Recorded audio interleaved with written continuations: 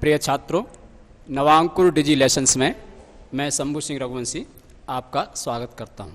छात्रों, आज हम हिंदी सामान्य कक्षा 12 में पाठ 17 हंसनी की भविष्यवाणी पढ़ेंगे। एक लोक कथा है। मनमोहन मदारिया ने इसे कहानी का रूप दिया।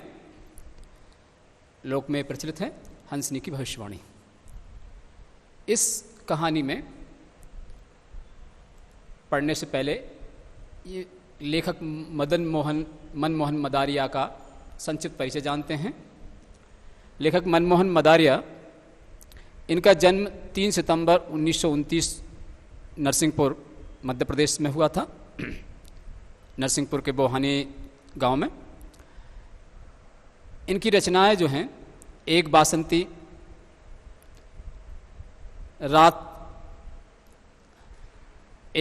रात, समुद्र के किनारे, ये दोनों कहानी संकलन हैं। समुद्र के किनारे और एक बासंती रात। चार दीवारी, मिसेज लाल, ये उपन्यास हैं। ये सहचर आत्मा के ये संस्मरण है। मेरी प्रिय व्यंग रचनाएं, ये व्यंग रचना है। गुदड़ी का लाल, ये बाल उपयोगी उपन्यास है बच्चों के लिए। सूरज की धूप, एकांकी संकलन। इनकी भाषा शैली सहज और सरल खड़ी बोली है। इसमें उर्दू और अंग्रेजी शब्दों का प्रयोग भी भरपूर हुआ है। उनकी भाषा में व्यंग के छींटे भी हैं। मतलब भाषा जब इनके पढ़ते हैं रचनाएं, तो उसमें व्यंग भी मिलता है। समाज कल्याण विभाग से संबद्ध रहे और इस कारण से इनका संपादन कार्य उस विभाग से संबद्धता के कारण समाज उपयोगी बन गया और सृजन इनका इस क्षेत्र में चलता ही रहा। बाल उपयोगी साहित्य की भाषा सहज और स्वाभाविक है। तो ये मनमोहन मदारिया जी, ये मध्य प्रदेश के ही थे। अब आइए अपन इस पाठ के बारे में पढ़ते हैं। हंसनी की भविष्यवाणी ये एक लोक कथा है। कैसे सुनते हैं कथा?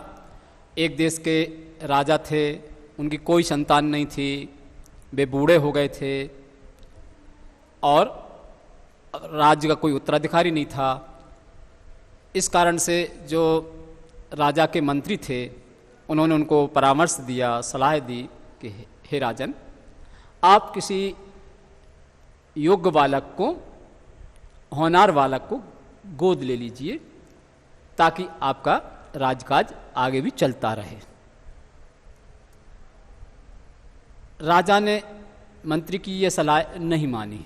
वो बोले कि भगवान ने मुझे संतान नहीं दी, इसका तात्पर्य यह है कि भगवान नहीं चाहते कि इस देश के राज सिंहासन पर मेरे वंश का या मेरे द्वारा कोई गोद लिया बालक राज करे। इसलिए मैं भगवान की इच्छा के विपरीत कार्य नहीं करना चाहता। मैं किसी बालक को गोद नहीं लूंगा। कुछ समय बाद राजा की मृत्यु हो गई। अब जब राजा की मृत्यु हो गई तो मंत्री जी बड़े चिंतित हुए, क्योंकि अब राजकाज कौन संभाले, राजकाज कौन चलाए, कौन राजा बने। वो स्वयं भी बहुत बूढ़े थे, तो वो चाहते थे कि मरने से पहले, उनके मरने से, माने मंत्री के मरने से पहले, किसी चतुर आदमी के हाथ में राजकाज चला जाए और राज का सही से देखभाल होने लगे। अब मंत्री ने क्या किया, उन्होंने कई लोगों से सलाह ली। देश के जो बुद्धिमान थे, सयाने लोग थे, उनको बुलाया। उनको भी ये समस्या बताई कि अब राजकाज कैसे चलाया जाए। पर उन लोगों ने भी कोई ठीक से जवाब नहीं दिया, ना कोई सही सलाह दे पाया जो मंत्री जी को अच्छी लगती। तो मंत्री जी बड़े उदास रहने लगे। उनकी समस्या हल नहीं हो पाई। अब राजकाज कौन चलाए, इस चिंता में वो उदास रहने लगे। एक दिन क्या हुआ, मंत्री जी महल के पीछे सरोवर के किनारे टहल रहे थे और सरोवर के किनारे उन्हें एक हंस हंसनी का जोड़ा उस सरोवर में तैरते हुए नजर आया।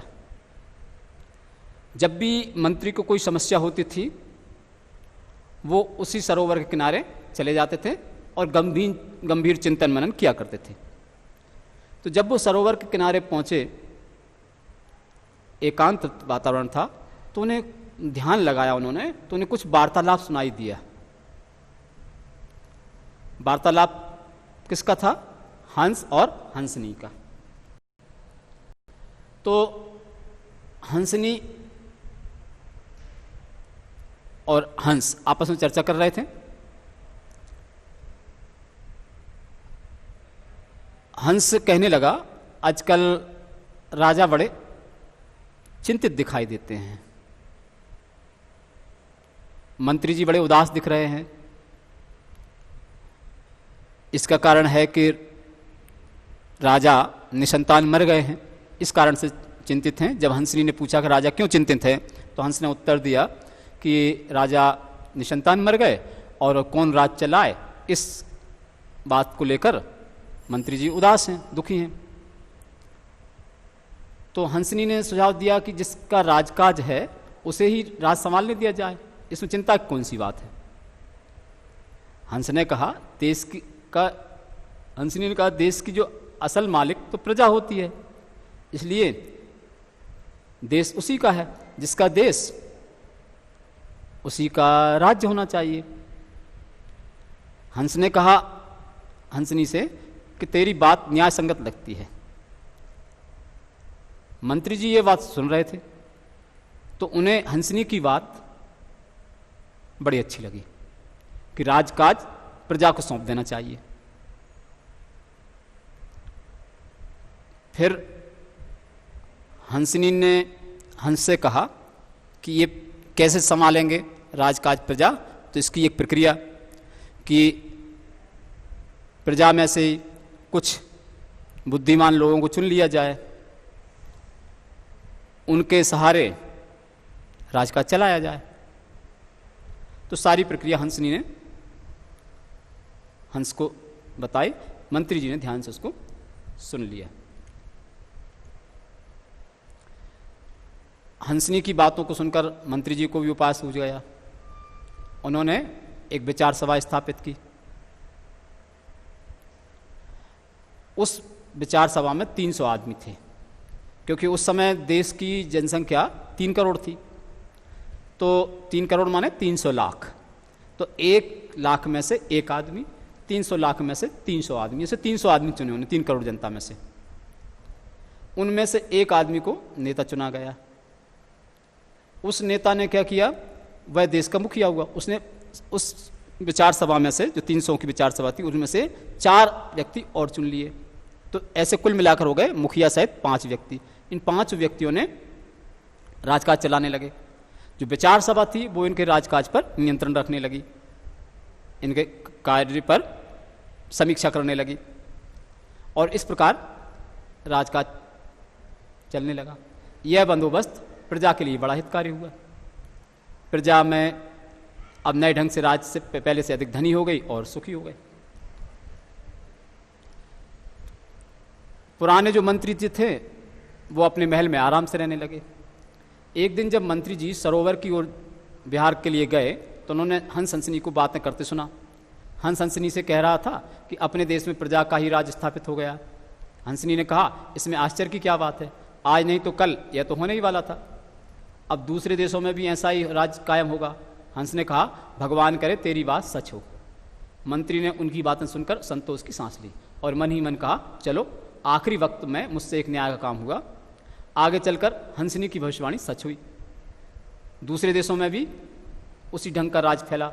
इस प्रकार के प्रशासन को आज प्रजातंत्र के नाम से जाना जाता है, जिसमें जनता का शासन होता है जनता के लिए, जनता के चुने प्रतिनिधियों के द्वारा। तो इस तरह से हंसनी की भविष्यवाणी साकार हो गई। अब आइए इस पाठ के प्रश्नोत्तर। इस पाठ में पहले लघु उत्तरीय, मंत्री ने राजा को क्या सलाह दी? मंत्री ने राजा को सलाह दी कि आप एक होनहार बालक को गोद ले लीजिए जो राजकाज चला सके। राजा का चुनाव करना क्यों आवश्यक था?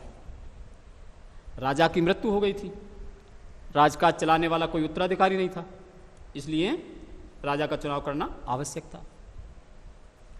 मंत्री जी सरोवर किनारे क्यों जाते थे?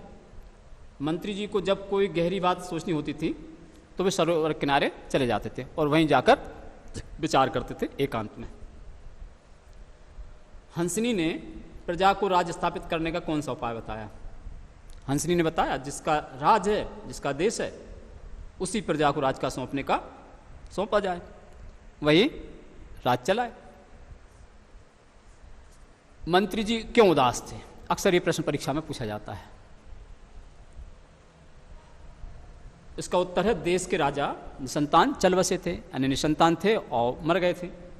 तब उस देश का राजा कैसे बनाया जाए, इसी फिक्र में, इसी चिंता में मंत्री जी उदास रहते थे। मंत्री जी ने देश का राजा चुनने की समस्या किस प्रकार हल की?